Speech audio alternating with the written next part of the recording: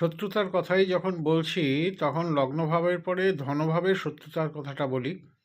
ধন কারক গ্রহ ধনভাবে শত্রুতা হলে অর্থাৎ লগ্নের পরের ঘর দ্বিতীয় ঘরটাই হচ্ছে ধনভাব। এই ধনভাব কিন্তু কেবল ধন সম্পত্তি মানুষের জীবনে আসছে তা নয়। এই ধনভাব থেকে অনেক কিছুই বিচার করা হয়ে থাকে, যেমন ধনভাব থেকে বাক্য বিচার করা হয়ে থাকে, ধনভাব থেকে দাঁত দন্ত এই এই জায়গাটার বিচার হয়ে থাকে। ধনভাবে আরও অনেকগুলো বিচার হয়।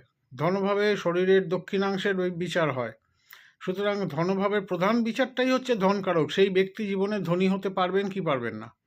এবার সেই ব্যক্তি জীবনে ধনী হতে পারবেন কি পারবেন না সেটা নির্দেশ করছে যে সে তার গ্রহ নক্ষত্রের দশাটা নির্দেশ করবে যে তিনি জীবনে কোন সময় ধনী হবেন বা কোন সময় পর্যন্ত তার ধনভাবটা স্থায়ী হবে, তারপর সেটা নষ্ট হয়ে যাবে।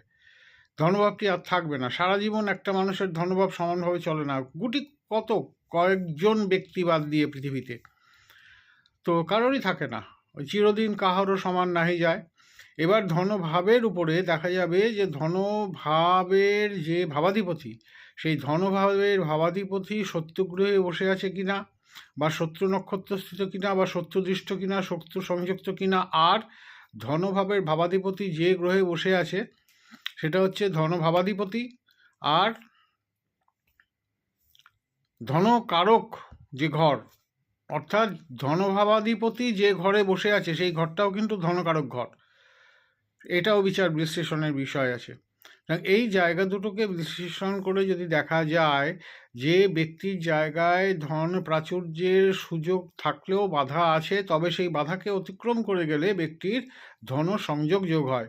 আর যদি তীব্রভাবে বাধা থাকে, তীব্র এবং অতি তীব্র বাধা থাকে, তাহলে জীবনে কোনোভাবেই সেই ব্যক্তি ধনবান হতে পারবেন না।